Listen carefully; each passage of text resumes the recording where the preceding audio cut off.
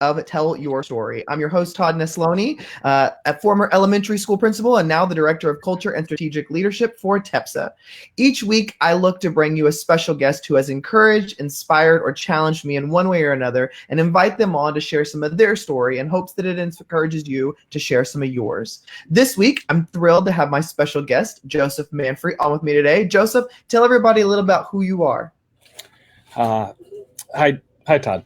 Thanks for having me. I'm originally from New York. I currently live in Hawaii, and right now I am the state math educational specialist for the Hawaii Department of Education. So that's quite a big job. So when you were growing up, did you always want to be in education? Was that something that was like always on your radar?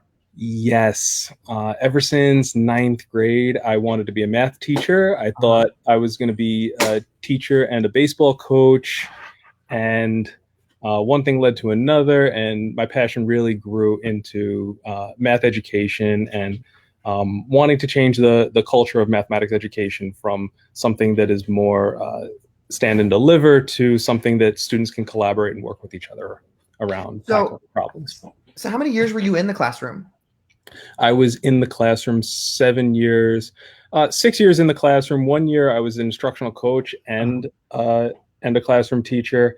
And then I just went from the school level to the state level this past year. Oh, wow. So it's a new change for you right now. Yes, it's a bit of a jump. A lot of learning that I'm doing, but I'm surrounded by a great team. They're in my office right now. They work nonstop, and we work very well together. I know. I got to tell everybody listening, Joseph made time in the middle of some big project they're doing to come chat with me real quick. So I'm really appreciative of it. So Joseph, how did you get from New York down to Hawaii? Like, what led to that transfer? I mean, of course, everybody wants to live in Hawaii. That's like all of our dreams. But how did you get there? So I'll give you the medium length story. Okay. In college, I had to stay an extra year. I played baseball in college. And one of the years I tore my labrum. I had to redshirt a year. And in that same year that I was going to graduate, New York State had a budget crisis where the education budget went from 3.8% to 2%. Oh, wow. And if I was going to get a job, most likely I was not going to be hired beyond tenure. Mm-hmm. So I thought, if I'm going to do something temporary, I want to travel somewhere. I want to go somewhere warm. Mm-hmm. And I have a cousin out here in Hawaii that I never met in my entire life. She comes back to New York for the holidays, and the topic of a conversation is, I'm going to be applying for jobs. And she says, where are you thinking of going? I'm like, I want to go somewhere warm. I'm thinking somewhere down south. And she says, Hawaii's hiring. So if I'm going to do something temporary, I might as well go to paradise. Well, talk about going complete opposite direction of New York. I mean, you couldn't get further away in the United States than that. So my question, though, is, all of us who don't teach in Hawaii, is it as beautiful as it seems? Yes, it is as beautiful as it seems, but you're not on vacation 100% of the time. Yeah. You still work. You still work when tourists are out at the beach and going surfing. You work your typical, like in this office, I work 7:45 to 4:30. So I have an hour and a half of sun when I get out of work, and you look forward to the weekends. And yes, you can go to the beach every weekend if you wanted to, but sometimes you go a couple months and being like asking yourself, when was the last time I went to the beach? Yeah. And yeah. I can imagine that. Yeah. Well, I have a journey similar to yours in education of being a teacher and then an administrative role and then now working for my state association. But you're actually went from teacher to an administrative type role to the state itself, working for the education unit in the state. What has been, this is a fairly new transition for you. So what has been something you have really learned that you weren't expecting to learn? In our office, there are excellent and brilliant people, and being able to align projects and initiatives that are going on in different offices and in different content areas as well to make sure that we're aligning messages and to be able to go through proper routing. I think that has been my biggest learning curve, and understanding different kind of timelines, because I'll know how I mean, as a teacher in the classroom, you can think of something and you could be like, I'm going to do it, I'm going to implement it the next day, no big deal. In this office is you're going to be thinking about something, and then you have to figure out how to relay it to create alignment in the office, and then go through routing, which could be its own lengthy process. Yeah. But the whole reasoning behind all of that is to make sure everybody gets on the same page. So when we take a stance and we deliver messages out across the state, our Department of Education covers the entire state, every island. So whenever we share a message, we're all in alignment on what's going on, where are we moving, how are we getting there. And that's such an interesting thing, because you were just like right what you said about as a teacher in the classroom, you've got your kids, you can adjust in things without having to check too many people. Maybe there's times you have to check with the principal or something like that, but really you've got control. When you move to a principal type role, you have, and an instructional coach even, you've got to think of all the kids on your campus. And then when you move to a district type position, or like me working for an association, or you for the state, it's like now you've got to think of all the kids in the state, and the teachers and the administrators. And, just like what you said, they're all spread out. They come from everywhere. And, I interviewed somebody recently who's a assistant superintendent in Houston, which is one of the largest school districts in the country. And just the diversity of the students and how to make those decisions. Do you ever find yourself at times getting overwhelmed with the complexities that exist with trying to serve all of your kids and not let any of them down?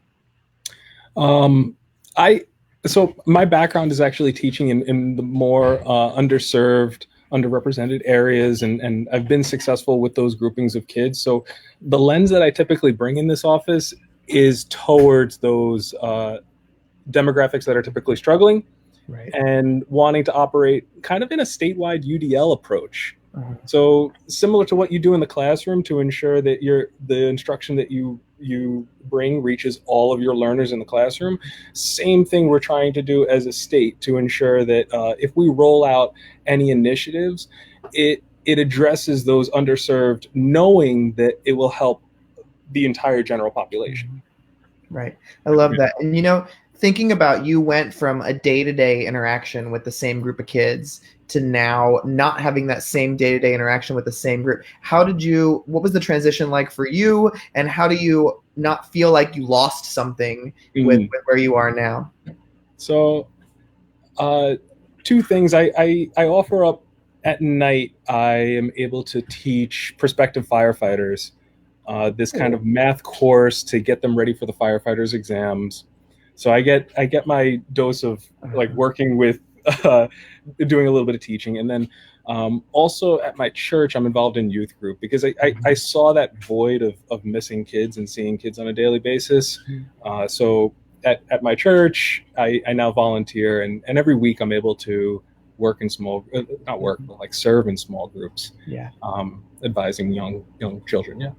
I love that, because that was my same thing too when I stepped into this role. Is I was so afraid of, what am I going to do that I'm not seeing these same kids every day. But just like what you said, you can find opportunities all around you to connect with, and still use your educator side, and still invest in kids. Like, there's all kinds of ways to make that happen, where it's not as painful from what you left. When you look back at your life, and obviously this is a big question with a lot of different answers, but when you look back at your life and think about the things that have happened in your life and who you are today, what would you say is something that really played into the man you are today? Ooh, what is something that played into the man I am today? I was not a good student in school.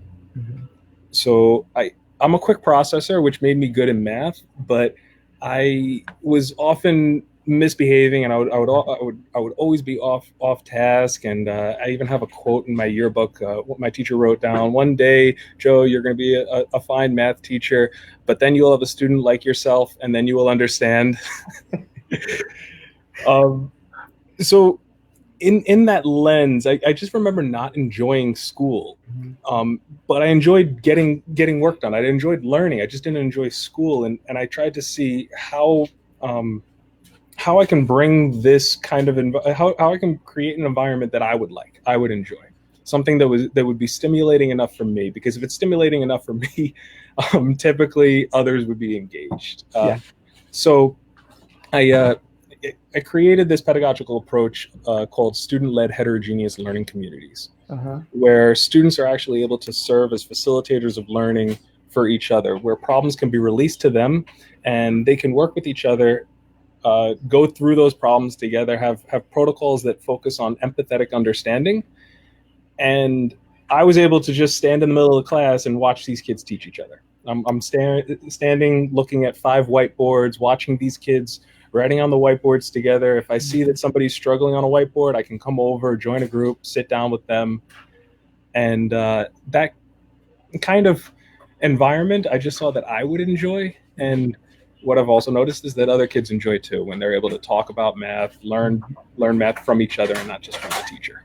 One of my favorite things to tell my students when I taught math too was you have to verbalize to internalize. So I want you all talking all the time in here about what you're doing and why you're doing it. So I love that. And to me, that's such an exciting thing to watch happen too as a teacher, when you can put those questions out and you can see the learning happening all around you. It's a powerful thing. And it's not an instance of you being lazy or you stepping out of the role of the educator. You get to do it in a whole different capacity, that it empowers the kids while also utilizing strengths all over the room and growing everybody. So I love that you shared that. When you think about the people in your life who've really invested in you and played a role in your growth, who is somebody outside of family that really has played a role in your life? So this is kind of interesting. So I've been able to still hold my family with me, and communicate with them on a regular basis, moving out to Hawaii. I would probably reference, I'm not in contact with this person anymore, but my math teacher in 9th grade shaped it for me. I was playing baseball and I didn't really have a lot of friends. I was just I was a baseball player and I was on the chess team. So I was that kind of tweener. And one time I got in the paper for something good that happened in a game, and I had a picture in the paper, and I showed up to class the next day, and I didn't think anybody knew anything of it. He cut out my picture and then put it like on the corner of his chalkboard up on the top. And I saw it. I sat down in the class and I see him. I see right up on the side, I saw my picture. I was like, and it gave me a sense of, oh, okay, I am seen, I am heard. And that kind of shaped, I saw what one little tiny action can do for me as a student. And I mean, I tried to bring that into a classroom as well. If I saw something happening with some kid, just trying to make them feel noticed, heard, valued, it goes such a long way. Yeah, that's powerful.